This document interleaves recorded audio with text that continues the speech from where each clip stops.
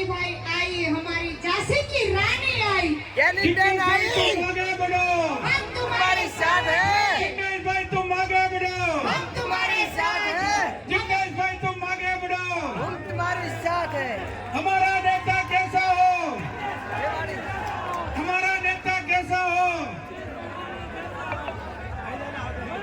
जिग्नेश भाई तुम आगे बढ़ो, हम तुम्हारे साथ हैं, जिग्नेश भाई तुम आगे बढ़ो, हम तुम्हारे साथ हैं, ज्ञानी बहन तुम आगे बढ़ो। हम तुम्हारे साथ हैं। आया भाई आया, हमारा शेर आया।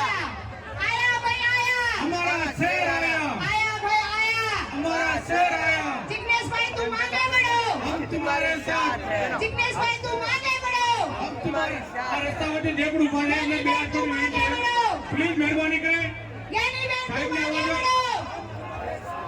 आया भाई आया, રસ્તાની વચ્ચે જે પણ કોઈ મિત્રો એમને બે હાથ જોડીને નોર વિનંતી છે। आया भाई आया, झांसी की रानी आया।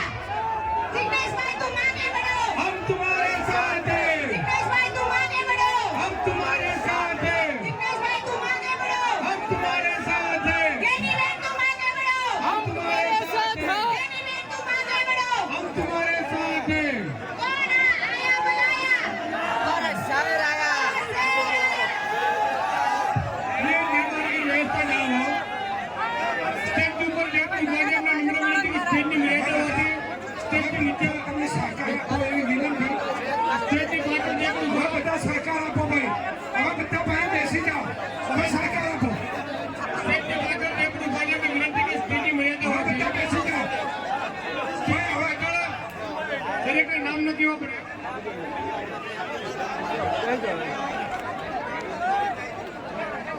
હેલો હેલો દરેકને નમ્ર વિનંતી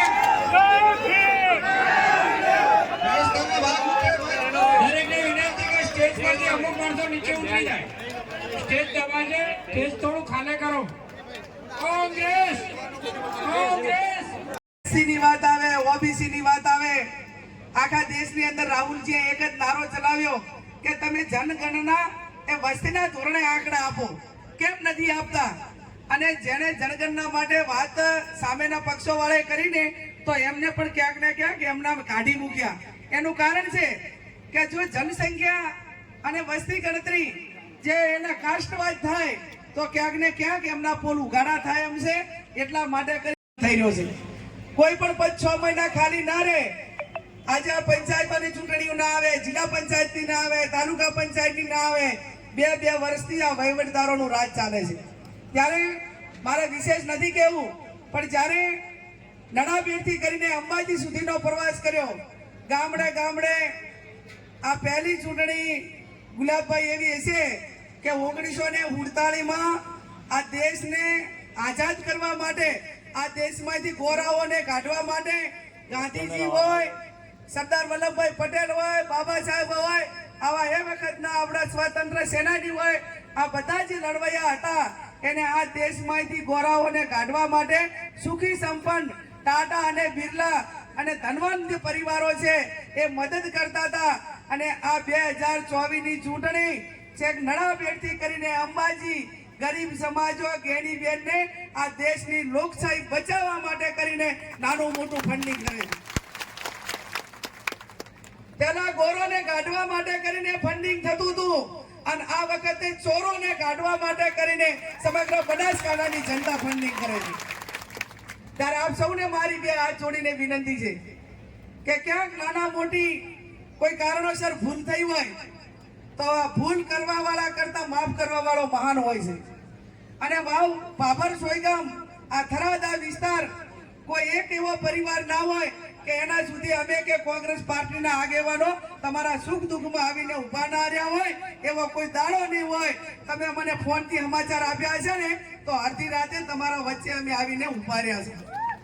અને એટલા માટે કરીને હું કહું છું કે પોતાના હોય ને, ઘણી વખત મને કેપી સાહેબ કે દૂધની ગાય હોય ને એની પાડવું એ ખમાય, પણ બિલકુલ કોઈ દાડો દુવાર તો શું, પણ કોઈ દાડો એને આશાય ના હોય।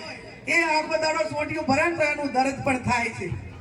અને એનું દર્દ થાય છે ત્યારે જે સામેવાળા સામ દામ દંડ ભેદની રાજનીતિ એ એકદમ તમામ સરકારી વહીવટી તંત્રનો ઉપયોગ એક બાજુ સહકાર, એક બાજુ સરકાર, એક બાજુ સંગઠન, એક બાજુ પૈસાનું રેલન શેર, એક બાજુ દબાવ, એક બાજુ સમાજ વચ્ચે એકાબીજાઓના ઝઘડા, આ તમામ એંગલથી ચૂંટણી લડે છે. ત્યારે હું તમને એટલું કહેવા માંગુ છું જાહેરમાં કે જે તમારે ખેલ કરવા હોય કરી લો.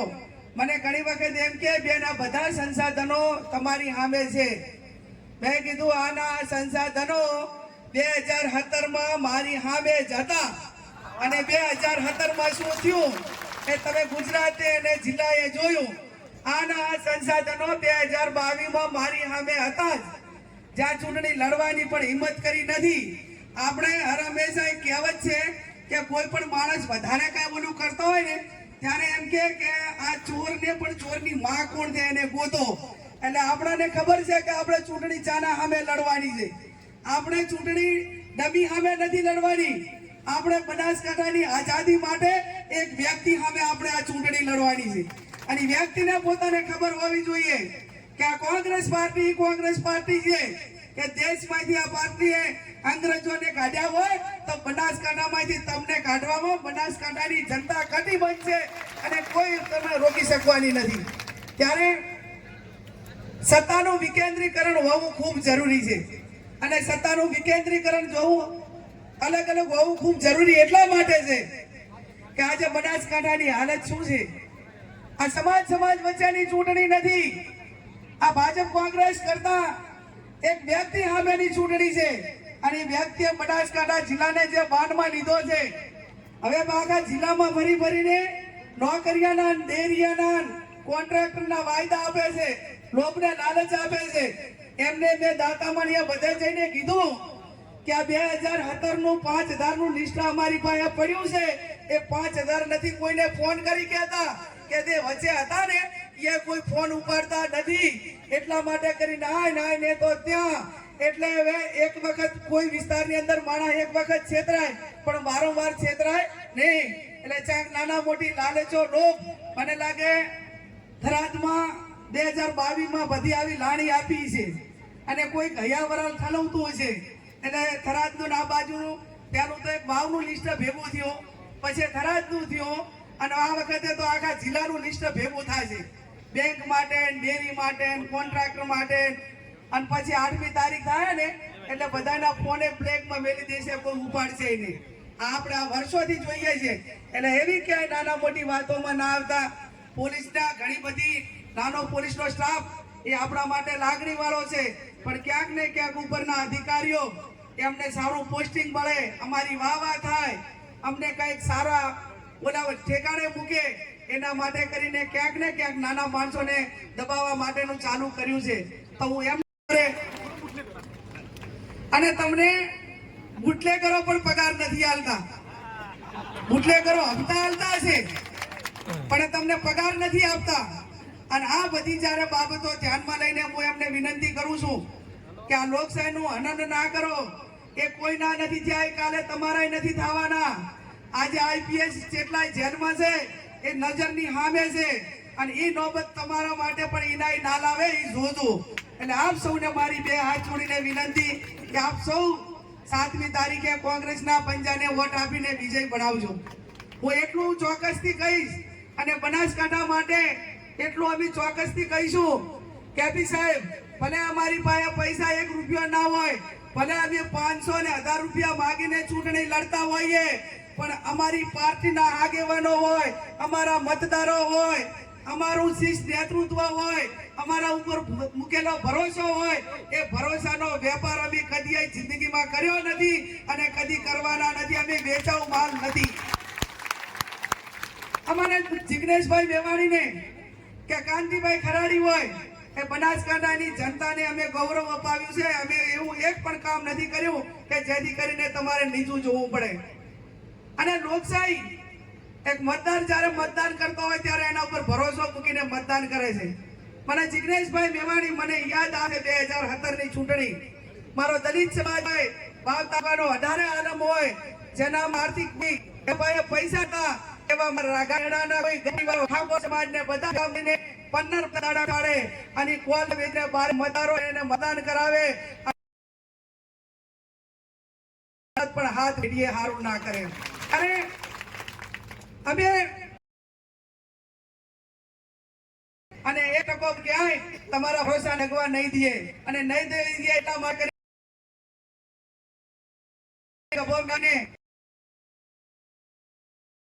ચપલીની માટે આવડો મોટો અંબારી પાડી બનાવી તમારે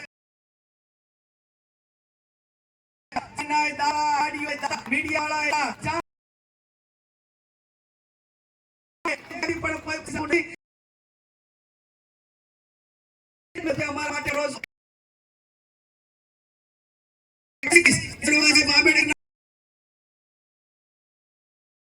કે બરાને આગળવાળા અને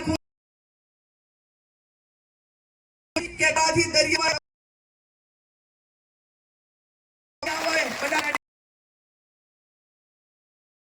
માટે આપણે ફરી હાથની તરીકે દીક તકે બેન બેટાની બેટા એક દગડાના બેટાએ રાજના લોકો નારો આપ્યો અને આજે બનાસકાંઠાની જનતાએ નારો આપ્યો છે બનાસકાંઠા પણ મારે વધારે બનાસકાંઠાની જનતાનો આભાર સમગ્ર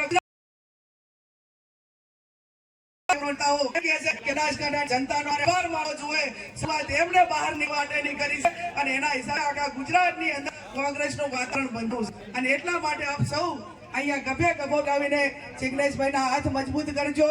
અમે દ્વારિકા એક વખત દ્વારિકા શિબિરમાં અમે જિગ્નેશભાઈ ગુલાબભાઈ બધા મળ્યા અને એક પાંખડા ઉપર બેસીને નાસ્તો કરતા હતા. દીકરાઓએ ઘણો ફોટો પણ શેર કર્યો.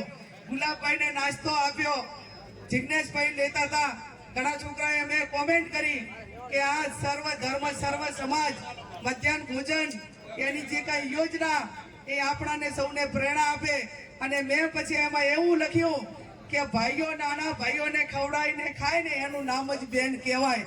એટલે ક્યાંક મારા ભાઈઓ માટે આવનાર સમયની અંદર ક્યાંક નાના મોટું ક્યાંક ત્યાગ કરવો પડે કે મજૂરી કરવી પડે તો પણ મારા ભાઈ જિગ્નેશ મેવાણી હોય કે મારા સ્ટેટ તમામ આગેવાનો હોય એના માટે હું કે મારો સમાજ એક ઇંચ પણ પીછેહટ નહીં કરીએ. આજ તમે અમને વેદ નમો તો આવતીકાલે હાથ નમીને ઠાકોર સમાજ તમને અનેક ગણું કરીને પાછું આપશે. એ શબ્દો સાથે આપ સૌનો ખૂબ ખૂબ આભાર. ખૂબ ખૂબ આભાર બેન આપનો. આપણી વચ્ચે દીવદત્તી જેઠાભાઈ રવેલથી